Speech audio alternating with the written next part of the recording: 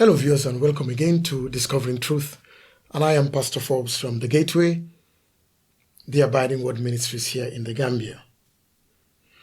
I want to follow on from the 4-part series we did on intentionality, on being determined, being resolute, and being razor focused on what we want as the outcome of our lives. The goodness of the Lord is a given. The mercy of the Lord is a given. We wake up every morning not by our effort. We go to bed every night by the grace of God. Every day transforms into another. 7 of them become a week. Anything between 28 and 31 will give us a month, and the months become years after every 12 months, and we keep growing and growing and growing. And there is a desire in each one of us to prosper, to grow, to be good, to be counted as somebody who added value to life, and if in any way left the world in a better place than we found them, even if it's just within the sphere of where we operate. We want to leave our footprints on the sands of times, and we must. Because embedded in us from creation and birth are graces, strengths, abilities, penchants, motivations, abilities, desires that in the very best of them can be transformative, even at a global level. We have global icons today. We have continental icons today. In our nation, we have national icons, not people who do 1 or 2 things. And in Africa, we like this word renown, but people who are really renowned because they are renowned. But every one of us has that potential and that possibility. The question is what we do with that. And the question preceding that is if we even know what we have. And so I'm going to continue for probably just 2 parts. I keep saying that sometimes it stretches. Probably just 2 parts on what I now call Gambian intentionality, the pathway to prosperity. If we are intentional, we are already on the pathway to prosperity, because intentionality will breed progress, and progress brings us into prosperity. Intentionality will breed discipline, and discipline will breed progress, and progress will bring us into prosperity, into notoriety, into celebration. I firmly believe that outside of the very fundamental thing of knowing God and opening our hearts to accept his salvation plan for us, because we were all born in sin, white, black, blue, green, in wedlock, out of wedlock. However, simply because they permit the term, the genetic coding called sin is transferred from parent to offspring, regardless, IVF, however you call it. As long as there is that conception that can take place from human semen into human ovary, and a fertilization takes place, and later a baby is born. The baby is born with sin. As I always like to say, it's like a congenital defect. It's there in the genes. And without flogging that horse, we all know that is why Jesus Christ, in saving us and being birthed through Mary, did not come from human semen. If not, the genetic coding would have been transferred into Mary, because as we all know, without argument, the sex of every child is determined by the father, either an X chromosome or a Y chromosome. And so the basic is that we must desire to know God, not in a religious way, not in make-believe way, but in a personal relationship way, not in a rote way, not in a group of do's and don'ts, goes and comes, and yeses and no's, but in a relationship, much like what a loving child experiences from a loving parent or parents. You know, the joy, as we say, when a child grows up in a home, a loving home, parents, sometimes maybe even one parent, there's this unique thing about a child being able to just open the refrigerator door and maybe take a drink or take a snack or take something. They do not have to ask for permission like an outsider because it is home. They are part of the home. It's their home. So they have some right. They have a liberty. They have a freedom because of the relationship between the parents and them. It is why a child will sometimes just jump on their father or just sit on their mom. Sometimes even a teenage girl will just hug her dad, hug the mom, and the son will just hug the mom, maybe pull her hair, play with her wig. Any child that does that is coming from the place of confidence because of a relationship. That relationship gives me latitude, gives me leverage, gives me rights, gives me the freedoms to be able to do that. So that's basic for each one of us, because that recalibrates our sense of purpose, our sense of direction, and our focus, because we now know by the relationship with God that we have why we were birthed, what we came to do, what our purpose, our ethos, our mandate is. Now, those three words I just mentioned, purpose, ethos, mandate, are the words I want to start with. If we're going to really interrogate Gambian intentionality as a pathway to progress, then purpose, ethos, mandate are key. In other words, I am saying vision, mission, and core values. And I always like to also call core values in terms of institutions, corporate culture. There is a verse that's very instructive in the Bible, in the book of Proverbs. In the 29th chapter, Proverbs has 31, so 2 chapters from the end. Proverbs chapter 29, verse 18. It goes like this. There are many different renderings and translations. The popular one that people know is where there is no vision, the people perish. But there is another translation which I like. I think it explains it more. It says, where there is no vision or where there is no revelation, the people cast off restraint. They throw restraint off. They have no limits. They have no discipline. Anything goes, everything goes. Everything is situationally ethical. Nothing is right. Nothing is wrong. Everything is relative. In the absence of vision, in the absence of illumination or revelation, in the absence of a deep understanding that comes from the Almighty God Himself, by your chosen relationship with Him, by your laying down your life, your heart, your will, and accepting the leadership and the lordship of the Messiah, Jesus Christ, known as Al-Masihu or Hamashiach in Hebrew, laying down your life, saying that I do not know everything. I blow it when I am in charge. I make decisions which are wrong. I am blind-sighted. I have blind spots. I cannot see beyond me. I misjudge people's character. I see good, I call it bad. I see bad, I call it good.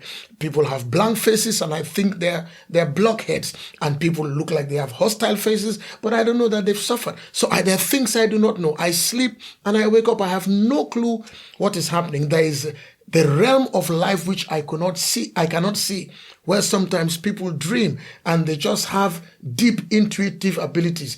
The understanding of all that comes in a relationship with God through the Messiah, Jesus Christ. That's fundamental, basic. It's the starting point. Outside of that, ladies and gentlemen, we are bound by religion. Let me put it this way. You see, religion is man, you and I, trying by methods, by numbers, by styles, by rote information, by people briefing on us. Did we do this? Did we not do that? Did we do it the number of times we should have done it? Did we not? There's always fear from religion. So religion is me trying to climb up, to reach the unreachable by myself. Relationship, on the other hand, which is what I am talking about, is God reaching out, which he already did through the Messiah Christ, reaching out to you and me and picking us from where we are and then lifting us up by his grace, by his goodness, by his love, by his mercy, and we responding in responsibility, responding in childlike love and trust, and growing to develop who we are. So Proverbs chapter 29 and verse 18 says, wherever there is no vision, no sense of purpose and direction, the people, or you, me, we remove restraint. Because vision has boundaries. Vision is a limiter. Vision is a filter. Vision is like that sieve, what we the Akus call shifter. The sieve, it's like teng. You put some things from the top and you sieve, you shake it. And the things that the sieve permits go through the sieve. The things that the sieve does not permit stay on top. And that's the easiest way of vision. Vision is also that mental, deep inner picture you have of your preferred future. Many years ago, we said that Gambia should be like Singapore. Why?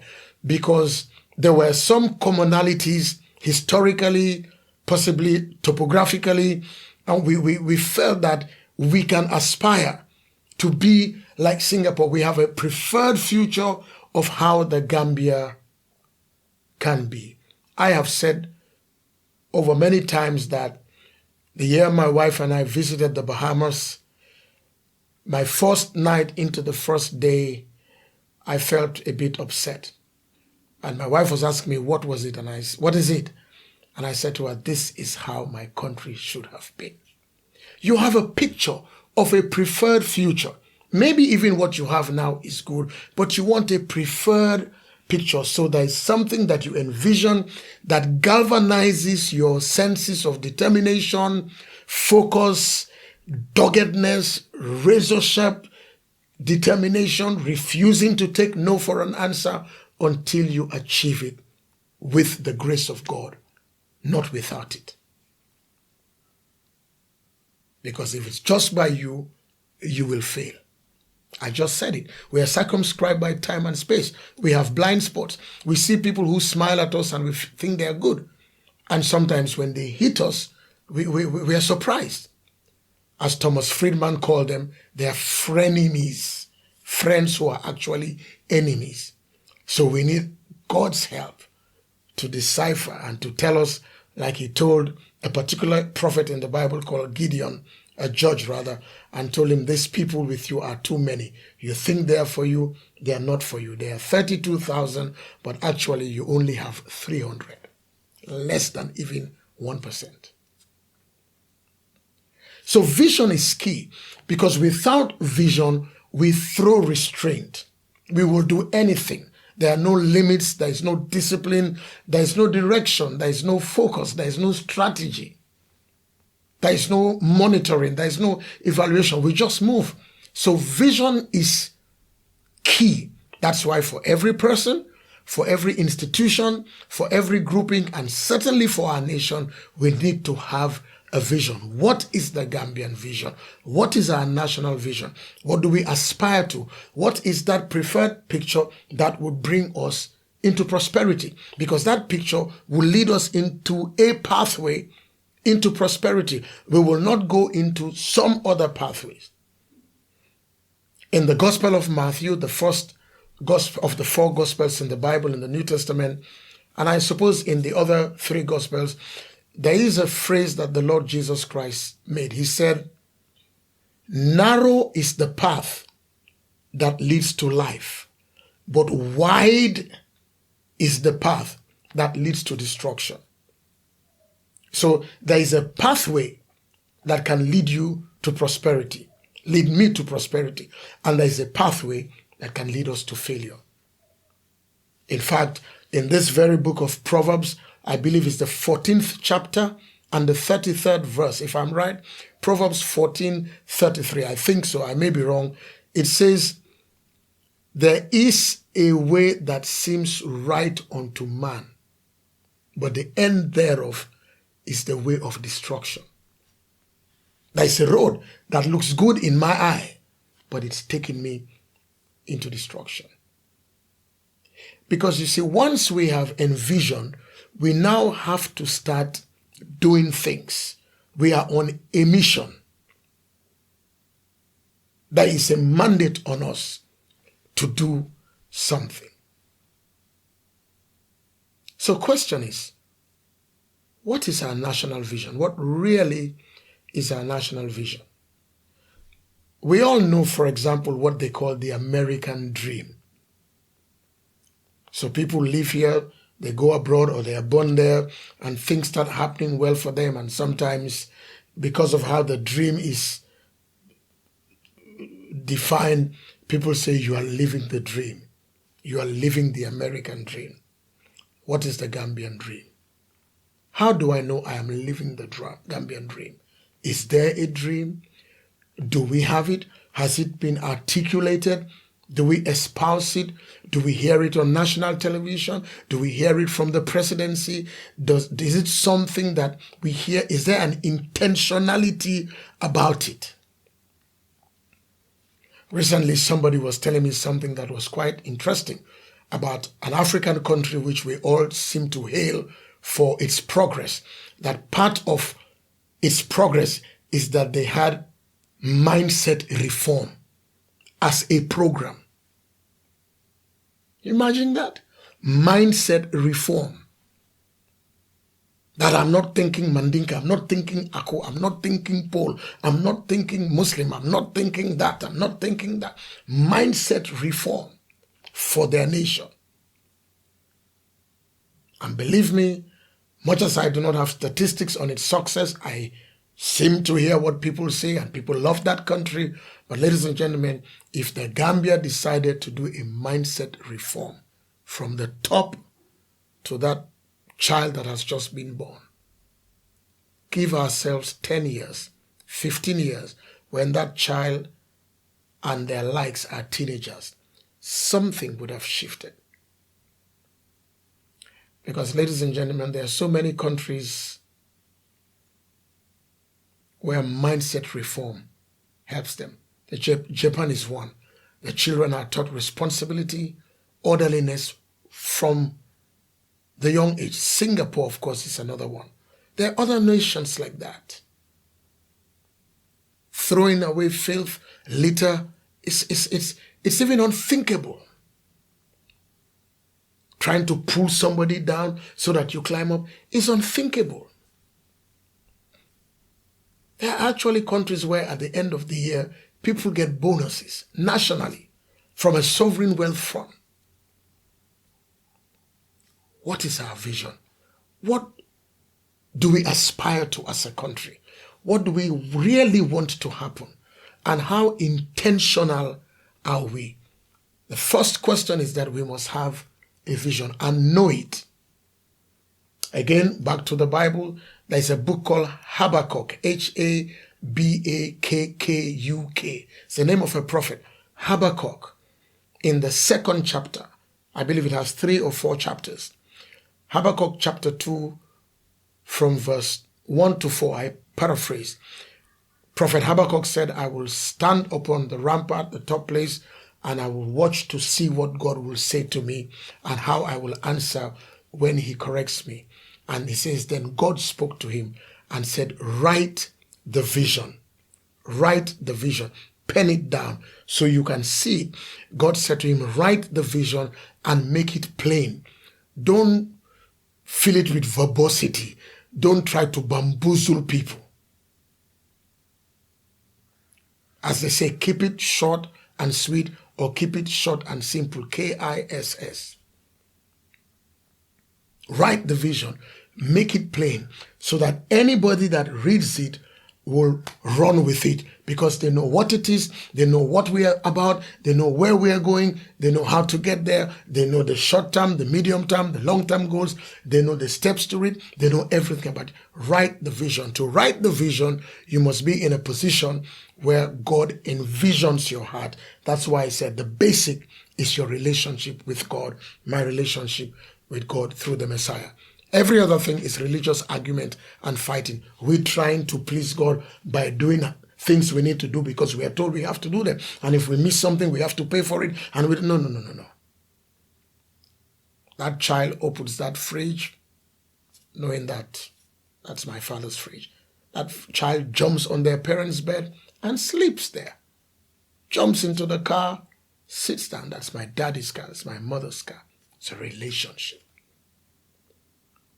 So he told him, write the vision. So as an individual, do you have a vision? As institutions, as families, do we have visions? Do we have a national vision? Do we all subscribe to it? Do we all ascribe to it? Do we all agree to it? Do we all believe in it? Are we all galvanized and determined and focused on this vision? It has been said that next door to our country, a lot of the things we are seeing, there's a blueprint, there's a vision. Some people say it goes way back to Leopold Sedar Senghor, through Abdou Diouf, Abdoulaye Wade. And it's going so that those who come to the helm of affairs of the state do not come to reinvent the wheel, which tends to be our own way. We reinvent the wheel by castigating. We reinvent the wheel. By the time we have finished castigating, it's time for us to leave. Because people have not seen the progress they expect, so they vote us out. And those other people who were saying that we're not doing anything, they come in and they keep saying the coffers were empty for 30 years, for 22 years, for these years, and that. And then suddenly a term is over. When we see consistent progress, even if it's gradual, there is a vision. There is a blueprint. By 2029, we should have been here. By 2033, we should have been there. By 2047, we should have been there. So God told the prophet, write the vision. And he's saying the same thing to us. As a nation, the architects of our nation, write the vision and make it plain. So the teacher can see herself. The mechanic can see himself. The school child can see themselves. It's all in every facet of our system, even in the private sector as in the public sector, religious or otherwise. We will all read it and then run with it. Running with it means we add wheels to it. We make it come alive. And so I am running with the vision from my sector. Somebody is running with the vision from the agricultural sector. Somebody is running with the vision from the justice sector. Somebody from public relations. Somebody from telecommunications. Because there is a vision. And there is cohesion, consistency, and coherence into prosperity. I want to stop here and pick up the next part from here, and I'll stretch a little bit on mission and core values. Until I come your way, by the grace of God, next week, this is Pastor Forbes saying, may we think deeply about our vision. Because again, Proverbs in the Bible, look for it. Proverbs, Proverbs, Proverbs chapter 29, verse 18. Where there is no vision, the people will perish. No success. Where there is no revelation, illumination, or insight from God, the people will just go anyhow. We remove restraint. I believe that when vision takes its place, that phrase we use a lot in this country, Bahnani, Kendukogis will be extinct in our vocabulary, because vision will call us to intentionality in the path to progress and prosperity. May God keep us until I come again next week. God bless.